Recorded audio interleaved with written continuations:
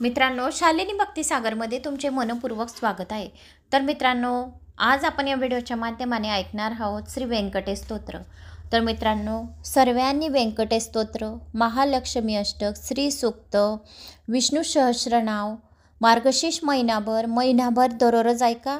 सकाळ संध्याकाळ दुपार जेवढा वेळ भेटेल स्वयंपाक करता करता पूजा करता करता तर व्यंकटेश स्तोत्र सर्वांनी ऐका। अतिशय उच्च कोटीची आणि अत्यंत प्रभावी सेवा आहे ही। पण याला तर खरं तर महत्त्व रात्री 12 वाजता आहे व्यंकटेश स्तोत्राला। हे अंघोळ करून रात्री 12 वाजता विष्णू समोर तुपाचा दिवा लावायचा। विष्णूचा फोटो असेल फोटो, मूर्ती असेल मूर्ती आणि व्यंकटेश स्तोत्र लावून द्यायचं रात्री 12 वाजता। तर याचा रिझल्ट अतिशय लवकर 21 दिवसातच तुम्हाला बालाजी महाराज दर्शन देतील। अतिशय खूप उच्च कोटीची सेवा आणि सर्व इच्छा पूर्ण करणारे अतिशय चमत्कारी हे स्तोत्र आहे। तर रात्री 12 वाजता तर ज्याला शक्य असेल, मी स्वतःने पण केलेले आहे खूप दिवसपर्यंत। मी पण व्यंकटेश स्तोत्र रात्री 12 वाजता श्रवण केलेले आहे। मी वाचून भगवान विष्णूसमोर दिवा लावून करायची। पण एक अतिशय अलौकिक शक्ती आपल्याला रात्री 12 वाजता भेटते आणि त्याशिवाय आपल्याला स्वप्नामध्ये विष्णू भगवान बालाजी महाराज आपल्याला स्वयं दर्शन देऊन जातात। हे 100% गॅरंटी। रात्री 12 वाजता करणार तर ठीक, नाही 12 वाजता आपल्याला वेळ तर दिवसातून केव्हाही व्यंकटेश स्तोत्र ऐकले म्हणजे सर्व दरिद्रताचा नाश होतो आणि 6 महिन्यात त्याची कशीही कठीणहून कठीण इच्छा पूर्णच होते। 6 महिन्याच्या आत 21 दिवसाचं हे पारायण नक्की करा। 21 दिवसपर्यंत हे अतिशय चमत्कारी स्तोत्र सर्वांनी नक्की ऐका आणि नाही वेळ तर दिवसातून 1 वेळा तरी ऐकून घ्या, म्हणजे आपल्या मनातील आपल्या मुलांच्या इच्छा लवकरात लवकर पूर्ण व्हायला मदत होईल। तर महिनाभर मार्गशीर्षच्या दररोज ऐका। आपण व्यंकटेश स्तोत्राला सुरुवात करूया। काही जण बाया बिचाऱ्यांना वेळ नाही तर ते शेतात सुद्धा ऐकतात। ऐकून खूप मनाला असं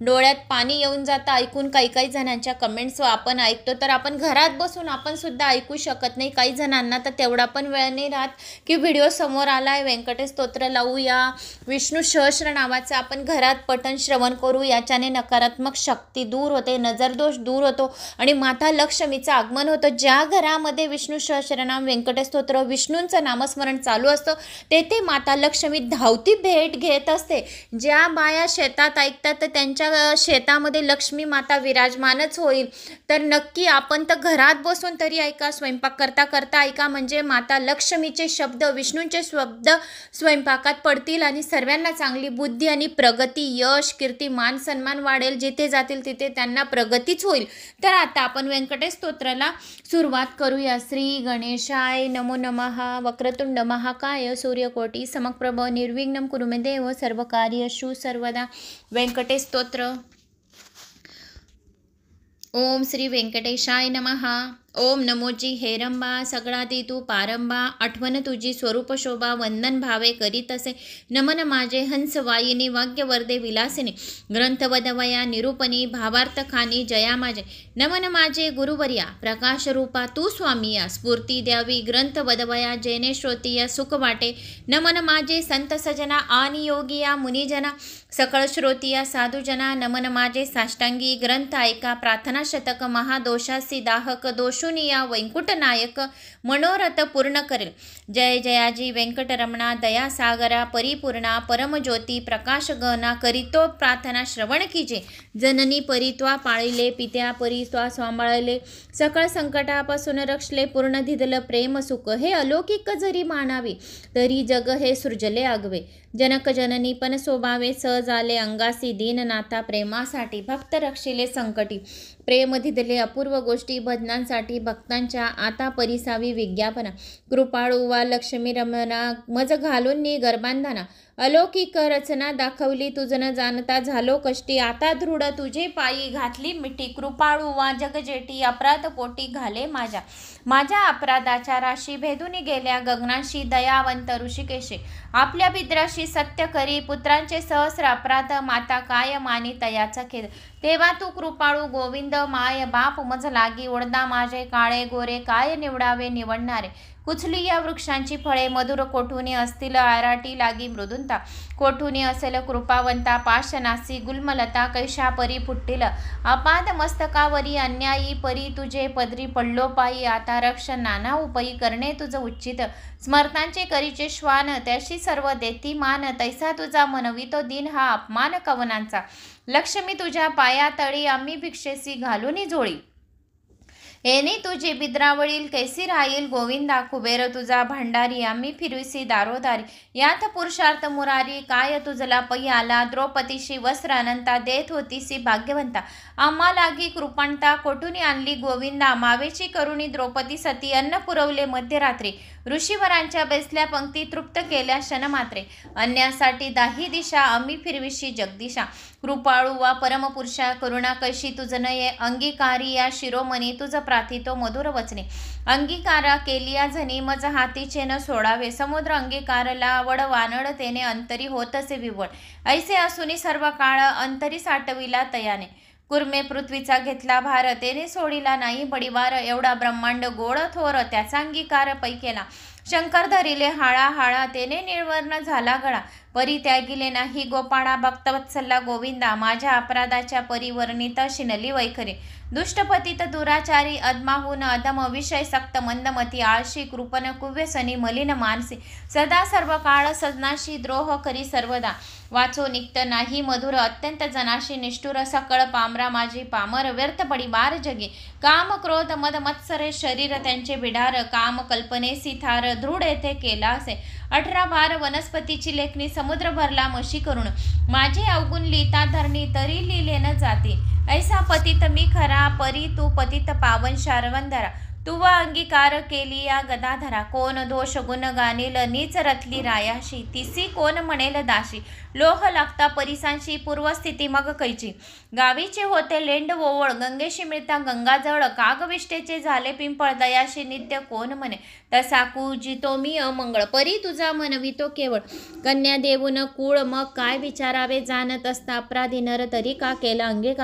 अंगीकारावर अव्यर समर्थन केला पाहिजे धाव पावरे गोविंदा हाती घेऊन या गदा करी माझ्या कर्मांचा चेंदा सचिदानंद श्रीहरी तुझ्या नामाची अपिरिमित शक्ती तेथे माझे पापे किती कृपाळू वा लक्ष्मीपती बर्वे चित्ती विचारी तुझे नाम पतित पावन तुझे नाम कलमल दहन तुझे नाम भवतारण संकटनाशन नाम तुझे आता प्रार्थना ऐके कमळापती तुझे नामी राये माझ्या मती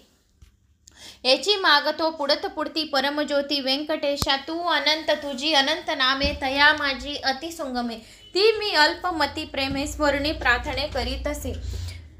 श्री व्यंकटेशा वासुदेवा प्रदुमना अनंत केशवा संघर्षणा श्रीधरा माधवा नारायणा आदिमूर्ती पद्यनामा दामोदरा प्रकाशगणा परात्परा आदि अनादि विश्वंबरा जगद्वारा जगदीशा कृष्ण विष्णु ऋषिकेशा अनिरुद्धा पुरुषोत्तमा नृसिंह वामन भार्गवेशा बौद्ध कलंकी निजमूर्ती अनाथ रक्षका आदि पुरुषा पूर्ण ब्रह्म सनातन निर्दोषा सकळ मंगळ मंगळी दिशा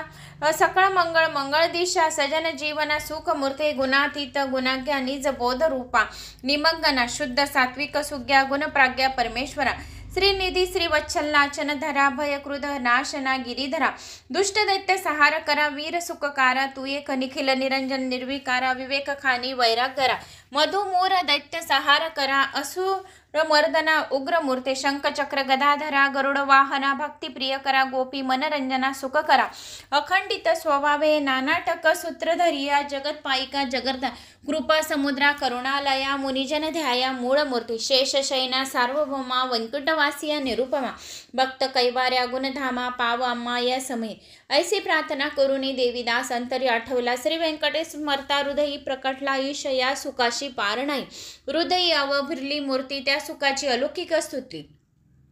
आपले आपण श्रीपती वाचे हाती वदविसे ते स्वरूप अत्यंत सुंदर श्रोती श्रवण की जे सादर सावळी तनी सुकुमार कुकुमाकार पाद्य पदे सुरेख सरळ अंगोळिका नखे जैसी चंद्ररेखा घोटीव सुनीळ अपूर्व देखा इंद्र नीळ चिये परी चरणी वाळे घांगोरिया वाकी वरते गुजरिया सरळ सुंदर पोटरिया कळदी स्तंभ चिये परी गुडगे मांड्या जानुस्थळ कटी तटी किंकणी विशाळ खालते विश्व उत्पत्ती स्थळ वरी झाडाळे सोन सळा कटीवरते नभिस्थान जेथुनी ब्रह्मा झाला उत्पन्न उदरी त्रिवेळी शोभे गहन त्रैलोक्य संपूर्ण जया माझी वक्षस्थळी शोभे पदक पाहुनी चंद्रमा अधोमुख